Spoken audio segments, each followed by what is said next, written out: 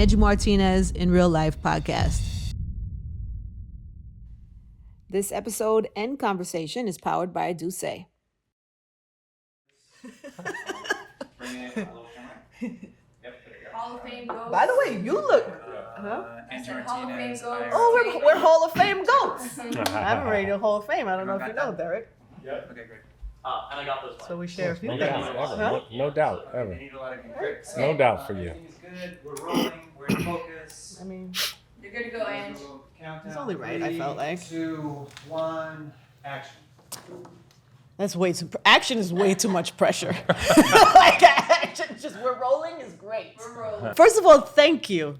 My pleasure. Thanks for having me. No, thank you, because you do this podcast and you want to talk to people that you actually, I want to talk to people that I like, that I'm inspired by, that, and a lot of that I feel like I'm going to learn something from the conversation. And a lot of people at that level are at very high level who don't do a lot of this type of thing. Well, I appreciate it. I never knew you liked me.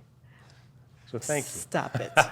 You stop it right now. I go to every Derek Jeter You do, I know. You do. gala. I Yeah. go to the golf tour. I went to the golf Yeah, tournament this year. We'll get to golf in a little bit. Let's We'll get to start that. slow. We Okay, don't want okay. to Sorry. take a turn for the worse at the beginning. We even maybe partied once or twice in the 90s in the streets. I tried to not remember. Come anything I did on. back in, You but can't. it's probably right. You're probably right. You did. You were not always the quiet, I don't go anywhere, Derek. I saw you outside in the street. Different world. Different world back then. I No know. phones. No phones, no social media. Yeah, you're right. Thank God. Those were the good old days. How are you? How is life? I'm doing good. How is new yes. life? This is a it- new life for you. It is very new life. I mean, I have 3 girls. I know. yeah, I I see you with the little charm necklaces on. Yeah. It's so they're cute. 5, 3.5, and 9 months. Best thing ever. I Best know. thing ever. We're gonna get to that. We're gonna get to that Okay. too. So I don't want to get too fast. I have a lot of questions about you All right. as dad and family man. So this series of conversations is about superpowers, right? Mm-hmm. So I always think about, because what I think if someone at your level inspires all of us in different ways, and some people might think it's your discipline or your work ethic, and I was thinking about that on the way in, about one of the things that I've always been inspired by you is your humble confidence. And you could talk your talk and talk, but there was always like a humbleness to it. Is that something you think about, that you create, that is instilled in you, or is that just like a natural? First of all, it's a good question. I just never really, from a young age, I never really got along with people that were overly cocky. Uh-huh. I think you have to have confidence in anything. That's how you have success. You have to be very confident. Yeah. But I was always just like, actions speak louder than words. So, and I also, I play a sport that's going to humble you. Now, you fail 70% of the time, you go to the Hall of Is that the Fame. real number? Is that a real number? Yeah, I mean, I hit 310 in my career, so 69% of the time I failed, and you go to the Hall of Fame, right? So it's a very Right. humbling sport. So Yeah. if you're not humble to begin with, you're going to learn that lesson early on. So I think that it's more of maybe who I am as a person. Yeah, but is there ever like a line? Do you ever cross the line? Because you have, from the outside, you walk that line so perfectly. But are there times where you're like, the confidence kicks in a little too extra hard, or the humbleness maybe hurts you a little bit too much? I don't think so, Angie, because look, I played in New York for 20 years, and Yeah. you can't fool New Yorkers. Yeah. If you can try, you may be able to do it for a year or two, but ultimately they're going to find out who you are as a person. So, I mean, look, everyone has personalities that I think come out a little bit more when you're amongst friends. Yeah. I'm sure we get on the golf course, it might be a little bit different, even though I'm not good at golf, but you pretty might good. see another side. It might try to get in your head a little How bit. is that for you to not be good at something? There's a lot of things I'm not good at. Really? I just don't share it with the world. But Is it no. uncomfortable? No, because I understand that in order to be good at anything, it takes time. You don't just wake up and you're good at something, right? Okay. It takes a lot of work. So Yeah, but there's the thing about you. Even when I went to your golf tournament, I was like, oh God, I'm so embarrassed. I'm going to play with people. And you're like, you're going to dominate. Yeah, see? And you said it so strongly that I actually I thought, oh God, I've been thinking about things wrong. Do you attack everything that way? you got to have confidence. You do. Even if you know you're not good yet, you should still say, you know what? I'm going to dominate. Yeah, because you know what? I think in order for you to grow as a person, you have to put yourself in uncomfortable situations. You know, comfort and growth don't go together. No. Right? You have to be uncomfortable. Yeah. So dive in, and no matter how you look at it, everyone's doing something for the first time. You could be an expert at something. There still was a day you did it for the first time. Yeah. So I think you just got to keep that in mind. I've done it 100 times, and I'm still. I see you. I see you. We'll get to it. We'll get to it. Okay. We'll get to the golf. I really want to be good, Derek. I really do. I'm right there with you. Do you think that is what I think that about you? That it's one of your superpowers is that confidence and that combination of humble and confidence at the same time. That's just my impression of you. But what do you think yours are? Like if you had to think about in life and in your career also, what are the things that make you that you're most proud of about yourself or most unique about yourself? I think, in order to be successful in anything you do, you have to first be passionate about it. Mm-hmm. If you're not passionate about it, you're not going to work at it. You're not going to put the time in. Mm-hmm. It's got to mean something to you. And I can't make you be passionate about it. I mean, you talk about playing with teammates. I can't, I want to win more than anyone. Mm-hmm. But I can't make you want to win, mm-hmm. right? You either have it in you or you don't. So that's why one thing, talk about having 3 kids and I'm joking with them now, what do you want to be when you get older? But I want them to find the thing that they're passionate about, and I'll be there to support them. Mm-hmm. But it all starts with passion. Passion, but I'm talking about the level that you operate, or the greats operate.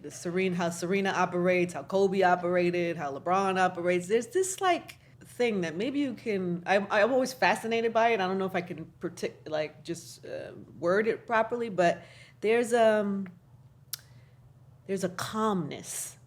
It's you attack things with you want to win. This is strong desire to win, but there's also a calmness in those moments.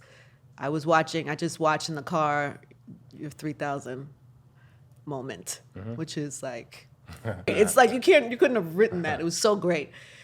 But to be able to deliver that, it has to be you have to go out there with a calmness, right? Yeah, but what I is think that? Preparation, repetition. You do something over and over and over and over and over again. Once you get in that moment, it's not new. You always hear a lot of times athletes say the game slows down or it speeds up. Uh-huh. Well, it speeds up if you're not prepared. If you're prepared, the game actually slows down for you. So I've always, throughout my career, any moment I'm in, I've already played it over in my head. I've worked on it. So once you get in that moment, it's nothing new. So I think that's what keeps you calm. It's just being prepared. Yeah. There's times, the thing is that, so I'm a very competitive person. Right. Like a crazy person. You've seen it, right? Sometimes it makes me perform poorly because I want it so bad. Right. If I'm playing pool and I had a great game, it's the 8 ball and I fumble because I'm ready to, because I want to win so bad that I fumble. I imagine you do not have that same problem. Well, no, look, if you're going to be good at anything, it takes time too. Yeah. And it takes patience. One thing I always like to ask people that have been successful is what's your biggest failure along the way? I think you learn from other people's failures. People assume you wake up one day and all of a sudden, here you are, you're in the Hall of Fame, right? Yeah. No, it doesn't work like that. It takes a lot of years. So I just think it's just so much work has to go into it. There's no magic formula. You don't wake up and you're good at something. You have to have patience along the way, even though I don't have a lot of it. Mm-hmm. I'm trying to learn patience. And once again, I've come from a sport where it's you get a hit or you don't. You win a game or you don't, right? Mm-hmm. It's instant gratification or failure. And life doesn't work like that. Mm-hmm. There's disappointment in that, though, no? Sometimes, in those moments, like you said, there's 60, 70%? Yeah, you disappoint, but you learn from it. Yeah. I'm not afraid to fail. I've failed a lot. You talk about being in big moments. I've struck out before. I've made I don't remember any of those. I only remember the highlight reel. The highlight reel is all I remember of you. Yeah, that's what I do. I just keep feeding you highlight reels. But no, it's you can't be afraid to fail. I'm not afraid of failure. People say that, but really to live that way is a really remarkable thing. But my mind, I also believe the last thing you think is the first thing you do. Go back to golf, okay? So, break that down for me. You're golfing. Don't hit it left. Don't hit it left. Don't hit it left. What do? You hit it left. Left. Right? So the last thing you think is the first thing you do, which is why I didn't like to surround myself with negativity. Mm-hmm. I didn't like to read about it. You know, my mind always, before I was in a moment, my mind would always go back to a time I had success. I remember in high school, I had a game-winning three-point shot my sophomore year. And at that point, moving forward, every big shot, I wanted to take it because my mind went back to the time I made it. Now, I missed a lot of them, obviously. I don't remember. That's why I stopped playing basketball after high school. But that's where my mind went. That's good. So your last thought, tell me again the quote. It's the Last thing you think is the first thing you do. First thing you do. I'm going to try that when All I right. go back out on the course. Last thing I think is the first thing. Oh, you still have to have some talent too, but Well, that's yes. a good mindset. Thanks for that. Well, that comes with work and practice and persistence and dedication and all the things that you have and all the greatness that comes with you.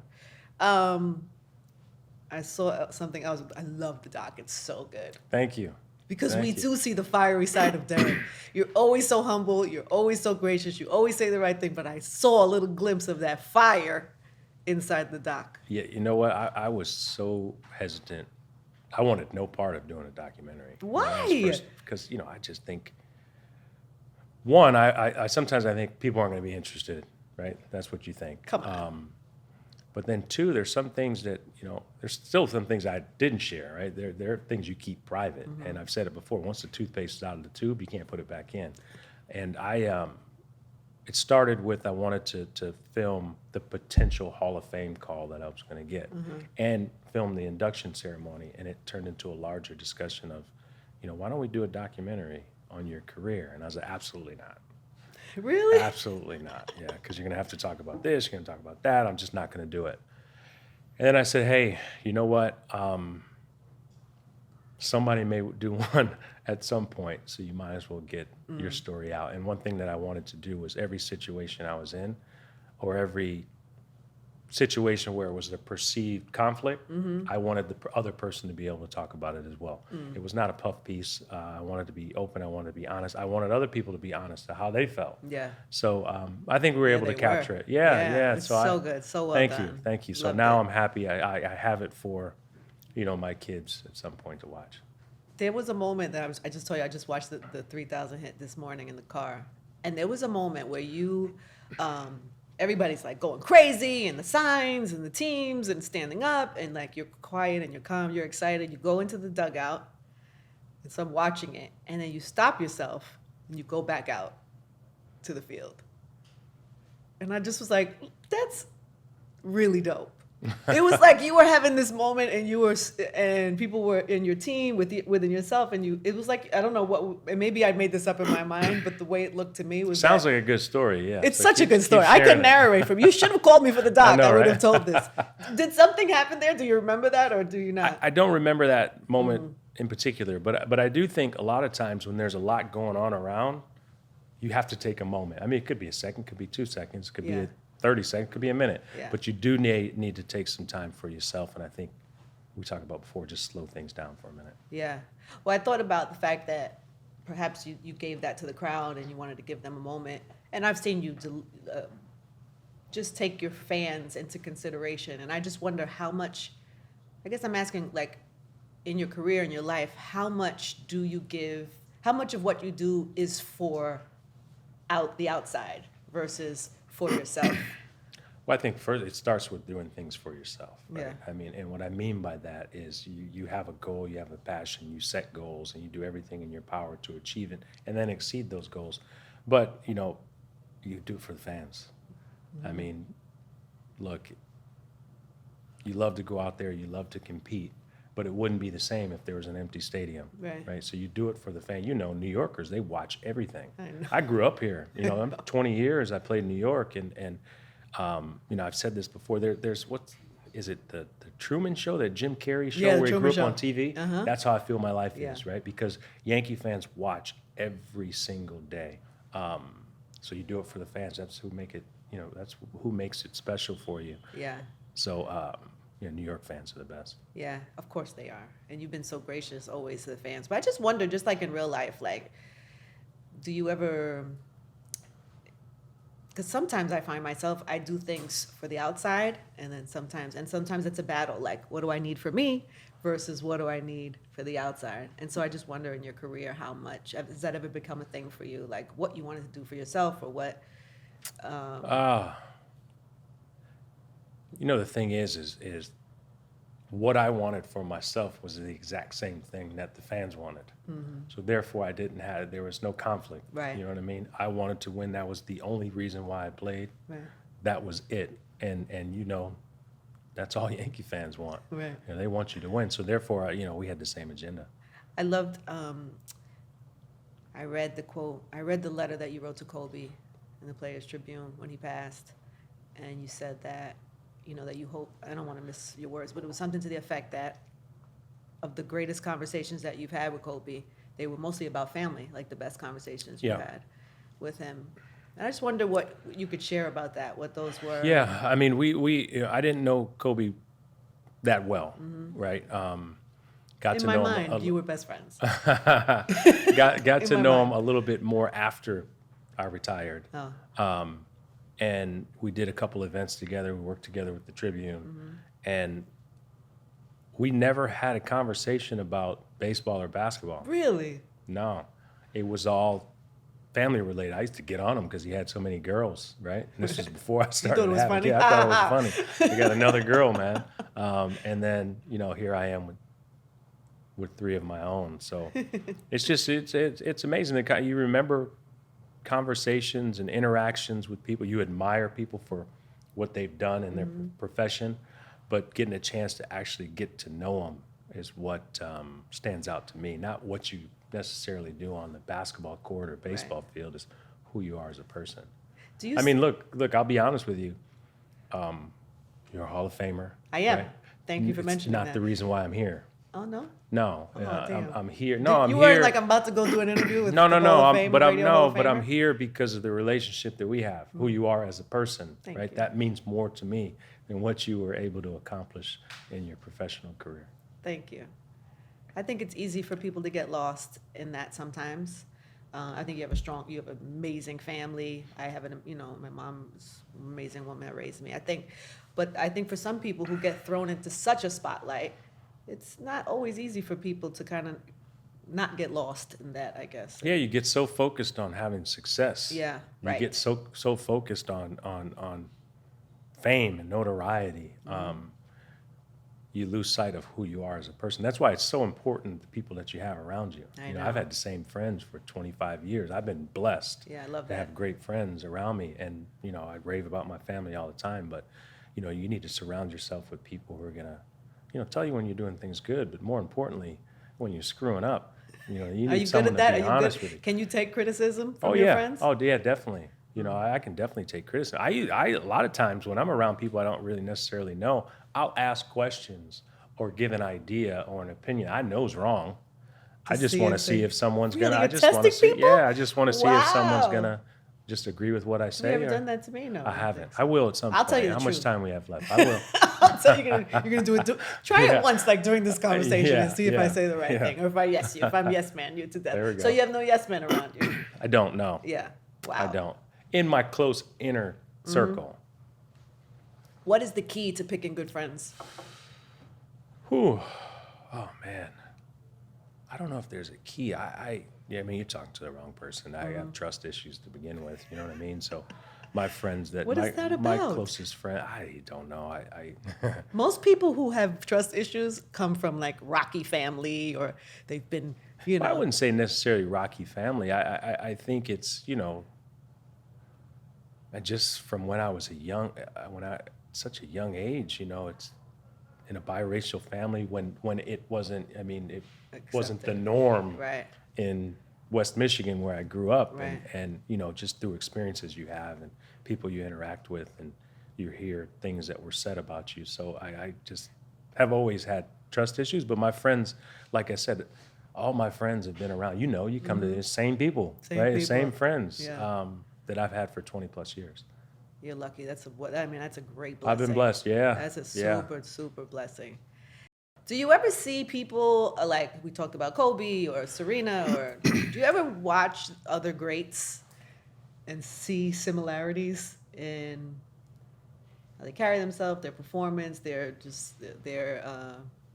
keys to life. You know, do you ever see that? Yeah, there's a lot of similarities, I think, in mindset, Like what? setting goals, no excuses, working harder than everyone else. But when you're passionate about it's not work, right? This is what you enjoy. People have different personalities, Yeah. but sure. I think ultimately the mindset is the same, Yeah. Not accepting failure. You learn from your failures because you're going to have some along the way, but you don't accept it. I know when I was playing, I would just look around and watch, and you could tell who it bothers when you don't win.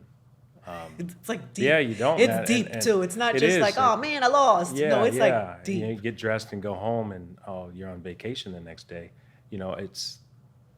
I just had a real problem with people that didn't strive for excellence, because your career is only so long. I mean, your career can be a lot longer than a professional athlete. Thank I played God. 20 years. Yeah. That's a long time for Long. a professional athlete. Yeah. It goes by quickly, and it just bothered me when people didn't have the same passion for it that I did. Did you take the time to try to change people, or do you take it as that's who they are? There's nothing I can do about that person. I don't think you can change them. I've said it before. Just act like you care, man. Just fake it for 3 hours. That's all you got to do is fake it. Right. But you know what I mean? But I don't think you can necessarily change them. It goes back to what we said earlier. It either means something to you or it doesn't.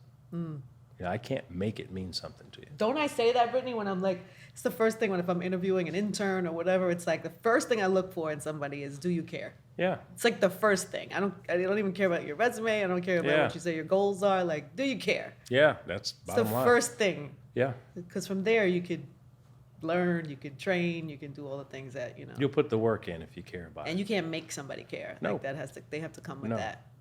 I was watching Serena the other day, and I saw Tiger Woods watching her, and he looked like he was enjoying watching her, which is why I asked you that question. I wonder what that's like for like one great to watch another great, if there's inspiration in that, or just. Of course, you get inspired by other people. Yeah. It doesn't have to necessarily be in your own profession. You can be inspired by someone in a completely different profession. Yeah. And I like to watch how people operate. Yeah, that's what I mean. That's Yeah. what I'm trying to get to. Like, what are the things that you like about the operations of people, or the things that inspire you? Like, what inspires you? Even now, after baseball, like, what are you inspired by right now? And, I really get inspired by, and I'm not trying to sound corny, but coming home, the kids grow up so quickly, and they have interests, and I'm just can't wait to find out what it is that they want to do, so I can support them. If that makes sense. What if they don't have? There's no way they're not going to have the Jeter drive. There's no way, right? You couldn't. Well, what if your girls? What if one of your girls was like, yeah, just no, not really. My youngest is 9 months, so I'm still takes any little time to figure her out. But the other two, no, they have to. I mean, they race to who puts the seatbelt on first in the back seat, and it's like a meltdown if they lose. You know what I mean? So it's always You I did win. that to them. Yeah, I did. I'm responsible for it. You are so I feel- responsible. I feel bad. I told the story yesterday, actually. So my oldest was taking tennis lessons, and she just turned 5, so she was taking tennis lessons when she was 4. Now, you can only keep the attention span for 15, 20 minutes before she starts drawing on the court, right? Right. And we're telling her one day, are you ready to go to practice? She's like, I don't want to go to practice. I was like, all right, if you don't want to play tennis, fine. We'll find something else you want to do. She said, well, I don't have to go to practice because I already know how to play. She's 4 years old. I'm like, this is my fault, man. It's totally your fault. Yeah, I know. I feel bad. You did that to her. I did. Wow, how exciting though to see what they become. Yeah. So I get inspired by them, seriously, and I'm not trying to sound corny. Did you? No, there's nothing corny about that. Did you have? Because you decided. By the way, you were young. You were like the Bachelor in New York. You were the people. If you dated anybody or went out with anybody, it was like a thing for many years. But you chose to wait till this time in your life to become, or till after you finish baseball, to become, get married and have a family. I didn't meet the right one. Yeah. Yeah. Huh? I That's didn't a meet the right beautiful one. Yeah, answer. thank you. Make sure that makes it in this show. Yes, I will you know- clip that and send it to you so you can show yeah, her. there you go. No, but the thing is though, it would not have been fair to anyone, Right. to my wife if I met her 10 years ago. Yeah. Because I was way too selfish. What I mean by that is everything was about my career, and everything was about performing on the field. And I don't think it would have been fair to my significant other or kids I would have. Just knowing my mindset. I've always been jealous of players that have had kids during their career. Kids are in the clubhouse, I on the know. field. I mean, my girls tonight, first time, are going to be on the field at Yankee Stadium. Wow. So I'm jealous of that, but I just couldn't have done it. But do you have to make that choice and switch? Like, because even you say that, even the doc I was seeing, you say how it may be a character flaw, but you cut people off. If they disappoint you or whatever, if the loyalty is, if you don't trust them, then you cut people off. But as a husband and as a dad, there's a vulnerability that you put yourself into. It's different. Your kids are going to, when they're teenagers, they are going to do things that is going to infuriate you. Yeah, I'm sure. They do things now that infuriate me. But you get through it. You get through it. I tell you, and it's so much fun. It really is. I keep asking people, does it get easier as they get older? No, it doesn't. So. My Nico's in college, 19. It doesn't get easier. I'm Yeah. like worried every day. Is he back in his room? Is he, Bigger problems as they get older. For sure. Is he going to pick the right people? Is he Yeah. going to, Yeah, you just want to be present. I want to be present, which is another reason why it would not have been fair. Yeah. I don't consider it to have been fair because my parents were always present. Until I got in high school and I started really playing summer ball. Like sports now are completely different than when I grew up. I played 12 baseball games a year until I was almost in high school. Now you have kids playing 60, 70. My nephew plays 60 games a year. You know what I mean? So I always had one of my parents present at everything we did. Wow. Whether they'd split up, go to my sister's softball game. One would go to my sister's game, one would come to my Little League game. Whether it was school plays or school events, one of my parents was always there, if not both. So I always wanted to be present for my kids. You from Instagram, it seems like you really are. Yeah, If man, Instagram is an indication of, of what kind of girl dad you are. You're doing a fantastic job. I appreciate you. Talk about another one I didn't want to do was Instagram? social media. Yeah. I swore on that one I would never do it as well, but I get it. You have a lot of projects. I have a lot of things that I'm interested in. You want to share with the world, and so yeah, I never thought I would start. How are you feeling about it? How's it going? It's a weird beast. Yeah, I'm trying to see. I don't even know if I can articulate it. It's I just never thought, okay, it doesn't cross my mind when I'm doing something to take a picture and capture it and share it with everyone. That's not the first thing that comes to mind. Right. But I'm learning, and I want to share some of the projects that I'm involved with. Post career, I want to share that with people. How do you? Because I know you have. We'll talk about. We might as well talk about them now. But some of these projects, how does that? I don't know. Do you still have? Is it that same eagerness to win? Yeah. That you put into these projects? No question. Yeah. I mean, it's all about. You get asked quite a bit about. Okay, tell me the difference between professional sports and business. Yeah. Same thing. Is you it? have to have great teammates. Are you as aggressively concerned about winning? Yeah. Really? You have to be. You have to be. You got to pay attention to your competition, regardless of what it is. Competition eliminates complacency. That's what I like to say. And whether it's in business or in sports, same thing. You find out who your competition is, and you want to beat them. What do you? Let's talk about. Let's talk about one of them. The greatness. Greatness wins. Yeah. Greatness wins is clothing line. It's more than a clothing line. Well, it's an athletic apparel. Athletic apparel. Yes. Greatness wins. Greatness wins. See, my thing is I've had great relationships throughout my career. Yeah. Obviously, you wear athletic apparel. So I think anytime that you've had long-term relationships and you're passionate about it, you try to think about, what are some of the things that I could do differently, right? And what are some of the things that I would do I think would be better? And we launched Greatness Wins a couple months ago. And the way I like to look at it is two things. One is people talk about greatness; they think it's an ultimate goal. I don't think it's a goal. I think it's a mindset, right? I think you have to have a mindset, and it doesn't necessarily have to be in sports. It can be in everyday life, working out, staying healthy. Everyone thinks they're an athlete, right? Yes. We both think we're golfers. Yes. See, I dragged myself into that right there. thank We you. both think we're golfers, right? So, Yes. I am a so golfer. sorry, I know you are a golfer. Keep telling yourself. Yeah. See, I told you you're I a dominate. beast. You're going to dominate. I dominate yes, when I'm out yes, there. you're going to dominate. So we started the brand based on, first of all, performance. We want performance apparel, consistency, fit, sustainability, comfort. So it's exciting. We brought in Misty Copeland to design the love her. female line. Yes, the women's line that's going to come out next spring, I believe. I love that. So You have the same drive about it, like you I have do. that- Yeah, I do, because anytime you put your name on something, you want it to be successful. for And sure. if it's not, they're going to say you didn't succeed. So Can you coach us regular folks on greatness, on what that is? No, because sorry, I did an interview with Mike Tyson the other day, and he told me that I needed to. This is his advice to me.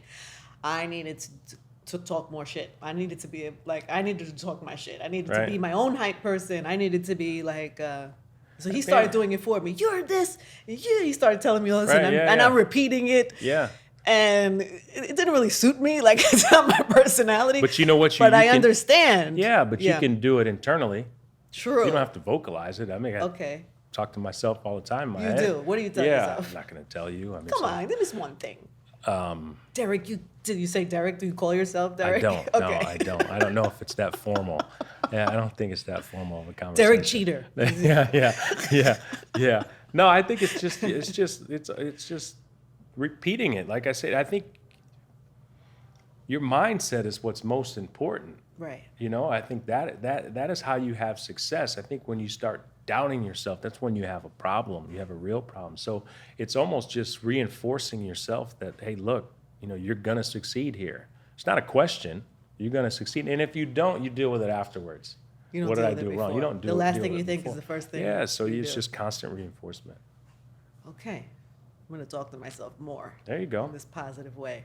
I really don't think I ever did that. No? I think I was driven.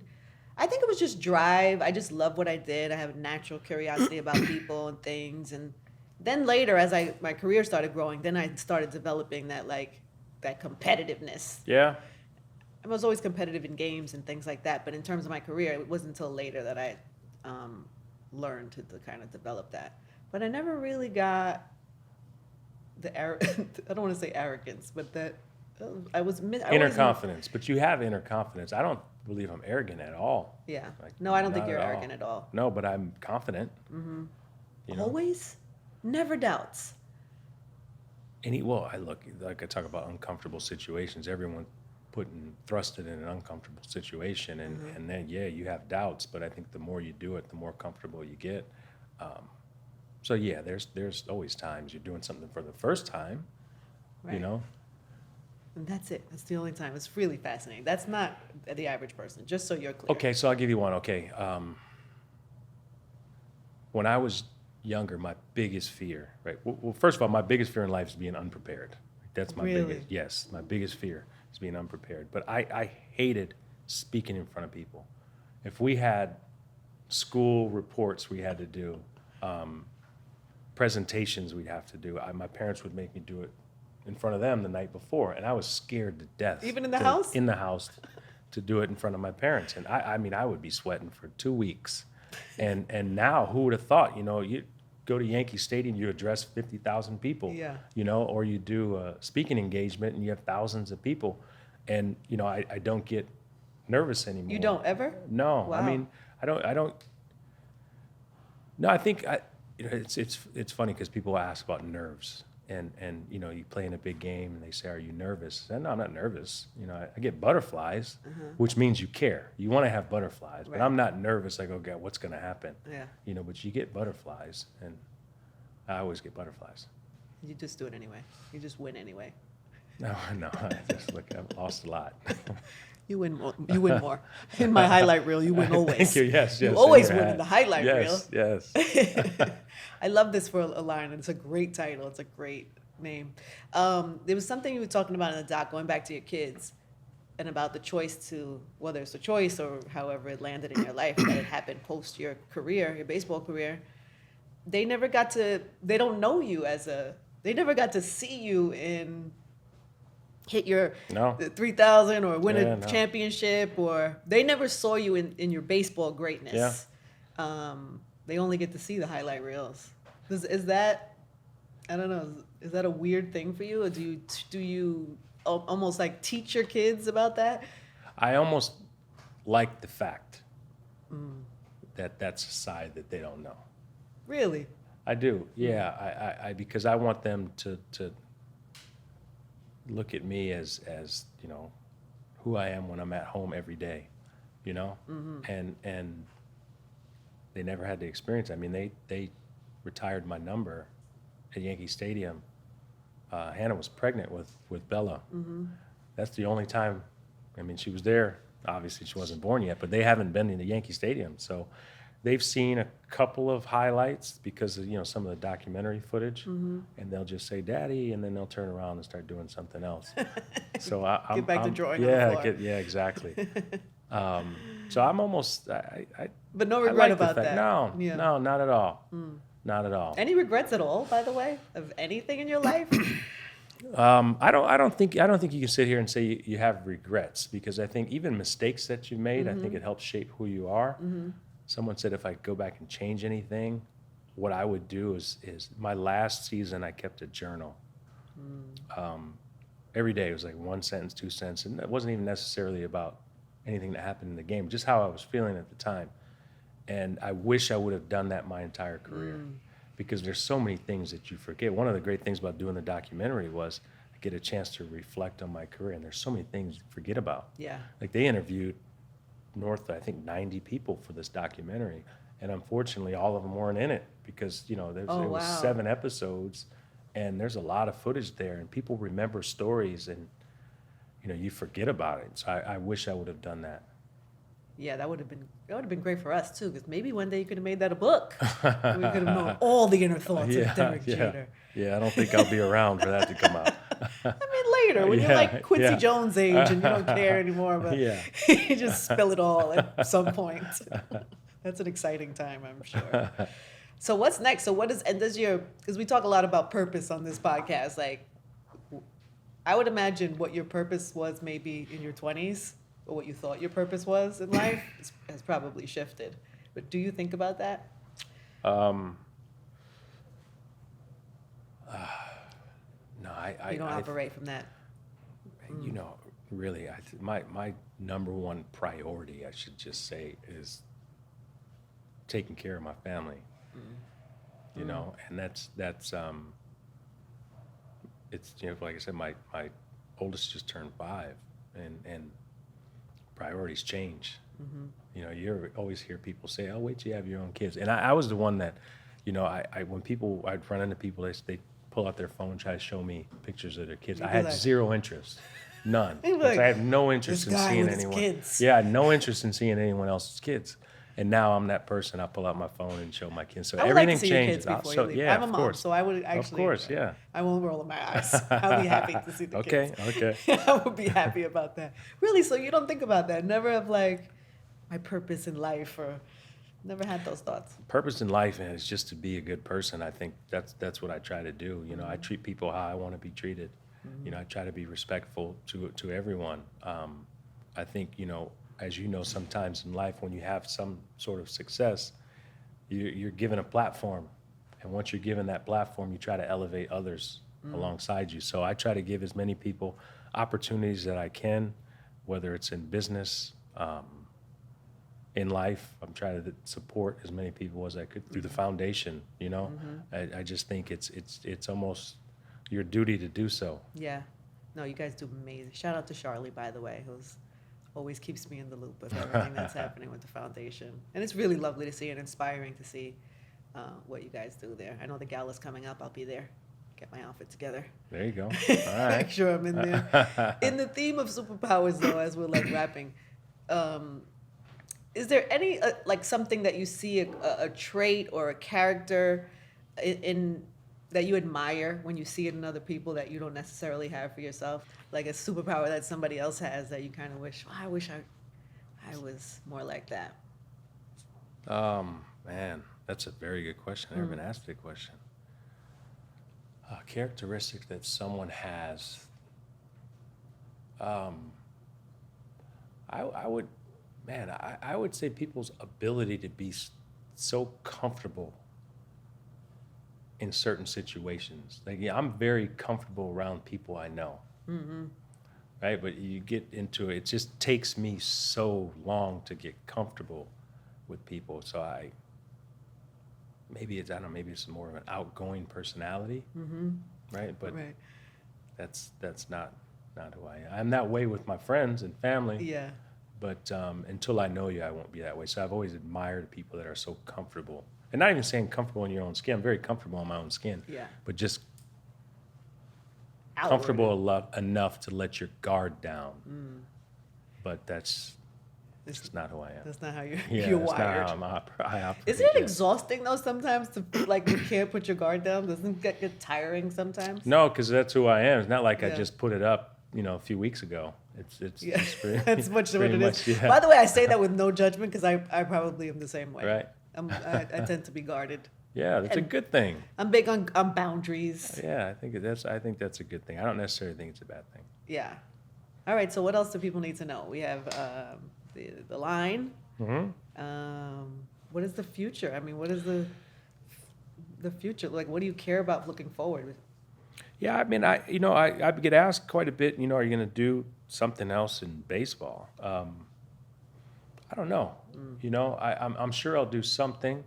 I had the chance through ownership and front office to be exposed to another side of the game. I think people are always so quick to say the other side. I just look at it as another side of the game. So I think there's experiences and there's knowledge that I've gotten, and whether I share it with individual players, group of players, an organization, or directly with the fans, I still want to be involved with the game because I love the game. You still love it? I do. I love the game. Do you watch it?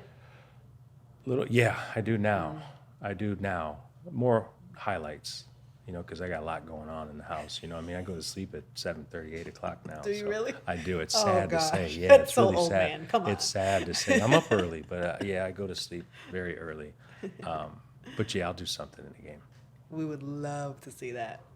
That would be something for the fans. They would love that. Thank you so much. Of course. You're No, amazing. thanks for having me. All that. In real life. That's your real life. Yeah, baby. it is. Everybody, big round of applause. Thank Derek. you. Thank you. Thank you guys. Thank